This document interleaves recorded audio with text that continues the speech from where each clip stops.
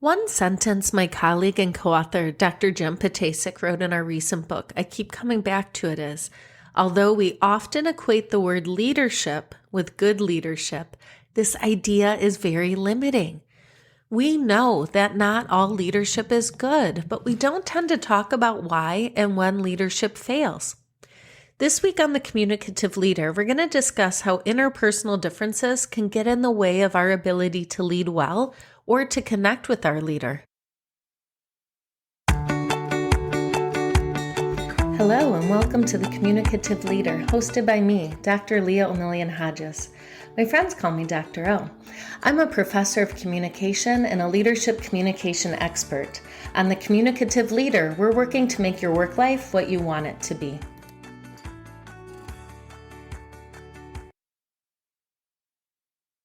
It's easy to lead people when we share strong interpersonal relationships with them. But what happens when we can't quite connect with our followers? Or worse yet, when we have a hard time getting along with them? Sometimes leadership is hard. It is difficult to relate to people when we differ in various ways. Maybe it's politics, maybe it's family obligations, work ethics, other personal differences. But in this episode, we're going to look at some practical suggestions for communicating and connecting with people that we might struggle to get along with. Although we often equate the word leadership with good leadership, we have to remember this idea is very limiting. It can also make someone believe that if they lack a particular skill or they failed in the past as a leader, that they're just not meant to be a leader, right? They're just not able to be a leader. But fortunately, this isn't the case. All leaders have faced challenges many times throughout their lives and careers. In fact, leaders face challenges every day, whether it's in problem solving, making a decision, managing conflict, trying to motivate followers. I mean, the list goes on and on, my friends. One sign of good leadership is perseverance to keep going and learning from mistakes, especially when you're faced with difficulties. This makes me think of a quote from Warren Buffett that I really love. And those of you who don't know, he's currently the chairman and CEO of Berkshire Hathaway. He's one of the most successful investors in the world and currently has a net worth of, just a cool 97 billion with a B. What Buffett tells us is, I make plenty of mistakes and I'll make plenty more mistakes too. That's part of the game. You've just got to make sure that the right things overcome the wrong ones. And I love this quote for so many reasons because it acknowledges how challenging leading is, but also recognizing that we have the ability to do repair work, right? We have the ability to apologize, to say, wow, that didn't come out right, or let me have a do-over here, right? So that's what we're going to look at today. Among the challenges for leaders is building and maintaining high-quality relationships with each of their employees. Building strong relationships with our followers is really easy when we share similarities because similarity breeds liking, right? But diversity in teams is really beneficial, but it can also pose challenges if the differences between a leader and his or her or their members prevent them from connecting. Some contexts in which it may be difficult for leaders and members to connect are differences in politics, family obligations, work ethics, and other personal differences. But that's what we're going to do today. We're going to explore each of these and provide some practical suggestions for overcoming these differences and forging a strong, trusting connection. Let's start with political differences. This is a challenging one, especially in such a divisive political climate that we live in today. Political differences can create tension, even close family and friends that they don't want to bridge or to navigate. And certainly individuals in the workplace are not exempt from this. So the American Psychological Association conducted a study leading up to the 2016 U.S. presidential election, and they found that Approximately 20% of employees were stressed out because of these discussions that were taking place at work, and another 1 in 5 employees avoided coworkers altogether because of their political views. The same study also found that employees were reporting feeling less productive and more negative while at work. Gosh, so let's think about this. If we recognize that part of our job as a formal or informal leader is to communicate in ways that are respectful, responsible, and safe, can recognize that this sensitive subject can be extremely polarizing and can impact the way that people feel at work. As formal leaders, it is your job to create an environment where individuals feel safe. And then we need to go a step further. So safety should be a given. We should also recognize it's an environment where they feel like they can do their work. They can focus on the job they were hired to. So how can we do this? What are some ideas that we can do where we can still connect with individuals despite political differences? One, you can establish a clear policy limiting political activity at work, right? We can just be really direct and clear about our expectations. We will emphasize a culture of respect and civil communication. We can actively lead by example by showing respect and civility to all of our employees. Recognize employees may feel more stressed out during high political seasons, such as during election years. And also, my friends, remember the value of connecting on shared elements. So focusing on those shared goals, the values, and the teamwork. If we're finding that common ground and capitalizing on those similarities, that is a great way to foreground the work and why we've all come together in the first place. Another area where we may rub up against some differences is in regard to family obligations. It might be difficult for a leader to understand an employee's family needs if they differ from their own. For example, suppose someone is not caring for a sick relative or a disabled relative, an elderly parent, or small children. In that case, they may not understand the demands on someone experiencing one or a combination of these situations. Each organizational member has a different family situation, all of which come with unique challenges. Even two coworkers who have the same number of children, for example, can experience very different family structures, time commitments, and needs. So it's not fair for a manager to say, "What's the problem? I also have 3 kids and I can make the event tonight." Maybe they have more support at home or different expectations for their time than someone else who appears to have a similar family situation. This is why it's important for us to consider big M mandatory and little m mandatory. Big M mandatory events are those that we're required to participate in as part of our formal role. For me, it means showing up to teach my classes, attend faculty meetings, and other service role meetings that I am a part of. For my partner, it means being online from 7 to 4 Monday through Friday, and in the office the same hours Tuesday, Wednesday, and Thursday. Right? We are compensated in exchange for upholding our end of the employment contract. Big M mandatory, that's pretty easy to grasp. The little m mandatory, however, that's where we get into these tricky situations. Little m mandatory is like the evening event that I referenced above. Sure, that event or dinner or drinks might not be specifically tied to your job responsibilities, but if relationships are bolstered there, informal alliances established, even decisions being made, we might feel like we have to be there in order to remain successful or even just relevant at work. This can be really challenging, especially for those who have caregiving responsibilities after work or on the weekend. I want to share a story of a friend who fell into this little M mandatory trap, and it really impacted her quality of life in a big way. She was new to her department, eager to forge relationships. She was also one of the few female faculty in her unit, and she spent the end of her first year pregnant and unable to join her director and many colleagues for these informal pre-work runs. Well, of course, she recognized that those runs were not part of work. Many decisions were being made there. Class assignments were discussed. Funding opportunities were brainstormed about. So what did my friend do? As soon as she was cleared for activity post-pregnancy, she got up early, left the newborn, and joined her department for runs. Was she a runner? Did she enjoy this? Nope. But she said it allowed her to develop some clout and extra respect in the department.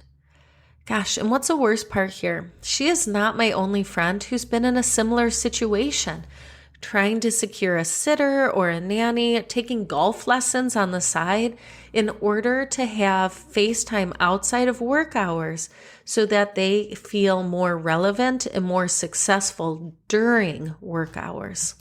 This is really problematic, and formal leaders need to consider this when planning team building opportunities, whether these are formal or informal. It doesn't mean colleagues can't decide to grab dinner after work one day because not everyone can make it, and it doesn't mean we're not allowed to run with peers, but it does mean that we want to rethink that maybe every Friday night drink, for example. We also have to be mindful not everyone is comfortable in settings like these for a variety of reasons. So maybe instead we can use work time to go bowling as a group or cater lunch in. At the same time, it's also essential to consider employees do not have to disclose their family obligations to employers, and many hesitate to do so because they're afraid that they're going to miss out on an opportunity or be treated differently than other employees. Another family difference that is important to consider are those that either don't have children or don't have partners, and a lot of times work groups will look at these individuals and say, well, because you don't have as many obligations after work, you can do the late shift or you can do this event. And that's also something that is not okay either. So what are some specific things we can do to connect with employees who have different family obligations? One, we can create an open and trusting environment where employees feel comfortable sharing information about their personal lives, and an inclusive culture that recognizes contributions of all members. If someone shares personal information with us, we show concern, we demonstrate empathy. We genuinely listen to them, remember what they say, and ask appropriate questions to build our understanding of the situation. I also want you to think about checking in on each employee often and following up with an employee if they're going through a challenging family situation. Some other things that we can do include posting work schedules as early as possible to allow employees time if they have to schedule responsibilities. Provide training and development opportunities to all employees regardless of obligations so everyone has the information needed to best perform their jobs. And provide reasonable personal or sick leave for employees to handle caregiving responsibilities. Make overtime requirements as family-friendly as possible, and reassign job duties that employees can't perform due to personal responsibilities. So we've looked at political differences, we've looked at family obligation differences. Now I want us to consider work ethics differences. So another way in which a leader and employees can feel disconnected from one another is if they share differences in work ethics. This can go both ways, as leaders can certainly have poor work ethics, likely losing trust and respect from followers. However, effective leaders must set and demonstrate ethical standards in their organization, right? This is a given. Sometimes ethics are apparent, such as situations when stealing or harming someone is involved, for example. But regarding work ethics, which can be thought of as values that guide someone's workplace behavior or how they feel about the importance of work, these lines are often really blurry. It can be really frustrating if an employee does not have the same work ethic or standards of working. But it's important to remember everyone has learned these values in a different way. For example, while you might think someone being late daily is rude and demonstrates a poor work ethic, that person might not believe timeliness is a big deal if all of their work is done and done well. They might also come from a culture where time is considered polychronic rather than monochronic, as is the case with the US. This makes me think of a TED Talk that I share with my students, and it was this gentleman who talks about the difference between managing and leading. And early on in his career, he would come into work maybe 15, 20, 30 minutes later. And he knew what was going on. He had checked email. He was connected with his team on various social media platforms. So he knew nothing was amiss. But his manager, cornered him and said, well, the stock market has opened. This is why you need to be here. Well, the work that he did in the advertising agency had nothing to do with the stocks, but it clearly was a rub between this individual and his manager. So he decided to quit. He gave us 2 weeks. So he spent these last 2 weeks, he was in there, right at 7:59, so that at 8 o'clock, his manager would see him. He spent every single moment of these last 2 weeks watching videos, right? So he was on his computer, on Netflix, another streaming device, and his manager didn't know what he was doing, but he was saying, wow, you were working so hard. He was upset that this individual had given their 2 weeks notice because it was this appearance of work, this butt in seat time that had led the manager to think he was doing this great job when, again, in reality, he's sitting there working his way through the classics. And naturally, we need to consider, as we did in family obligations, that individuals could have personal schedule conflicts that prevent them from getting to work early. As we mentioned too, concepts such as timeliness are cultural. It is helpful to consider how various cultural differences can influence someone's idea of good work ethics. If a leader finds that it is challenging to connect with an employee because of differences in work ethics, it might be helpful to consider suggestions such as the leader set clear guidelines and policies on expectations, deadlines to complete work, and what behaviors are just unacceptable. It is also really important to remember that there is a big difference between an employee doing something differently than how we would do it and outright violating an established policy.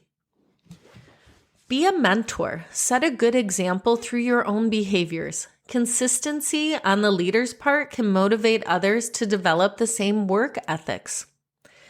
I also want you to make sure that you have space for constant and mutual feedback. Maybe these are weekly or bi-weekly one-on-ones where you can sit down with each employee to give them feedback on how they're doing, ask them how they think you are doing, and how you can better help them. I also want you to think about recognizing and emphasizing someone's contributions and the things that they're doing well, instead of just picking out and focusing on these downfalls. Right? If you're thinking back to the individual who quit his job because he and his boss kept experiencing conflict over him coming in 10 or 15 minutes late, and maybe we recognize, gosh, what he does bring to the table far outweighs this 10 or 15 minute tardiness in the morning. Each employee can offer distinct benefits to the team. Consider if your expectations are realistic, and do not judge someone if they don't have the same dedication. For example, if you are happy to stay late to complete extra work and someone else doesn't, we can't assume that they don't care about their job. That's just not okay. Finally, I want you to be cognizant of your employees' needs. Meeting employee needs can motivate them to be more engaged in their work. So maybe they need a little more feedback, maybe they need a little more training, but offering them that might pay off in dividends in them feeling more confident and engaged in what they're doing. The last aspect of differences I'd like us to look at are personal differences. So in addition to differences in political views, our family obligations, work ethics, a leader may have difficulty connecting with an employee due to a number of other personal differences. Again, it is so much easier to build relationships when you can find similarities with someone else. So understandably, it might be harder to connect with those who we perceive to be different, or those we perceive to not really share any similarities with. But you will certainly work with many different people throughout your career who you are going to perceive to be very different from yourself, whether in communication style, prioritizing tasks or relationships, personal interests, or other factors. In addition to the suggestions provided above, it's helpful to try these general suggestions for connecting with employees. So some suggestions for you to try. One, I want you to commit to demonstrating value to each employee. Show them that you respect their time, their culture, and their opinions. You can do this in part by creating a work environment where everyone feels safe to try new things and share their ideas. You can also do this by being transparent, sharing information readily and with everyone. I also want you to remember that as a formal leader, you are expected to give every employee opportunities for more responsibility and growth, not just those that are easy for you to connect with. Also, what happens if we err on the side of giving trust, right? Of trusting every employee to do their job instead of strictly guiding them with extra policies and procedures. Certainly, there might be times when they demonstrate that they have not earned that trust. But what happens if we take that leap? I want you to engage with employees frequently, check in on them, ask them for ideas, ask them for feedback on you and your management style.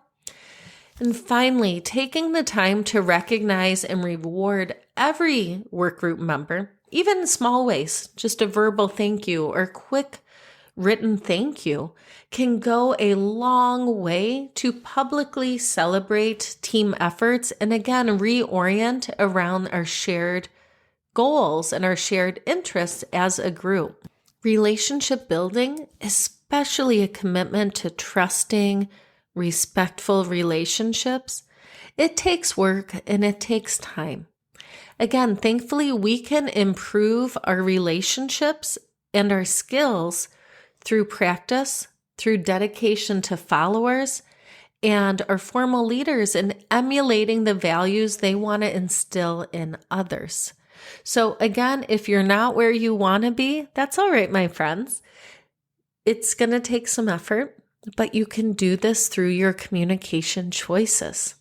And that leads us to our communication focus of the week. We're going to consider strategic language. So part of building high quality relationships, especially for those of you in formal leadership roles, is getting others on board with your ideas in the language that you use. Language is, after all, that critical link between vision and a leader's ability to powerfully communicate its essence. One way in which language is used effectively among leaders is in the art of framing. So hang with me here. I get it. A lot of times framing gets a really bad rap. It gets conflated with spin, and it's not meant to be negative, but rather thoughtful, strategic, and intentional.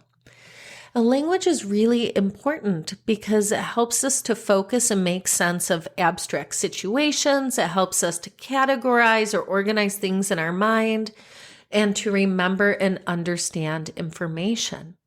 So Fairhurst and Saar, these communication scholars, they've identified 5 specific tools or language forms that can help you to design memorable frames for followers or for workplace peers. So I'm going to walk us through these 5 specific tools and language forms, but then I'm going to leave us with an example so it feels a little less ambiguous and we have a better idea of what this might look like. The first tool I want you to think about are metaphors. These compare one thing to something else. You can use this when you want something to take on a new meaning. An example of this would be, well, when we put our heads together, we're like an unstoppable freight train, right? So metaphors can help us to connect, to make something that is abstract a little bit more concrete. In a later episode, I can't wait to share with you some work that I've done in terms of metaphors for managing and leading. Another tool you can use is jargon. Jargon or catchphrases, they can help us put something into more familiar terms. We can use this when we want to draw attention and enhance meaning. An example of this, all right, folks, we need to put our noses to the grindstone to get this project done. Our third element of language is contrast. It explains the subject in terms of its opposite. And sometimes it's easier to describe something by identifying what it is not. An example of this is simple as saying, this week will not be like last week. We have different tasks to accomplish, right? The fourth, spin. So this can cast the subject in a positive or a negative light. Use this when you want to identify the strengths or weaknesses of something. An example of this would be, this brilliant new computer system is going to be well worth the cost by saving us time and making it easier to help customers. And finally, the fifth, and I think arguably the most powerful, the use of stories. This includes explaining the subject by providing example. Use this when you want to draw attention, build rapport. People like hearing stories. They're really memorable, very vivid. An example of this could say, I remember when I first started with the company, ...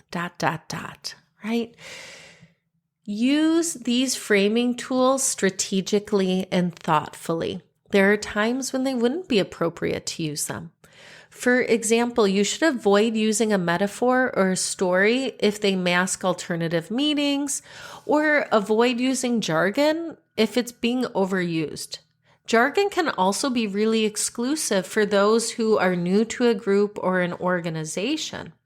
But when used well, framing tools and vivid language can inspire and build commitment among followers and can help you to develop a culture as a group or team. Now, I want to share an example of framing that I recently came across. It was the way in which Gillette framed its return to work policy and decisions. After working with some students from the Sloan School at MIT, they gathered data, they talked to employees, and were transparent about how they arrived at the 3 days in the office schedule. Even more, they provided compelling reasoning for the 3 days in office. Day 1, functional team day. Employees brainstorm, plan, and engage with immediate teammates. Second day in the office is cross-functional.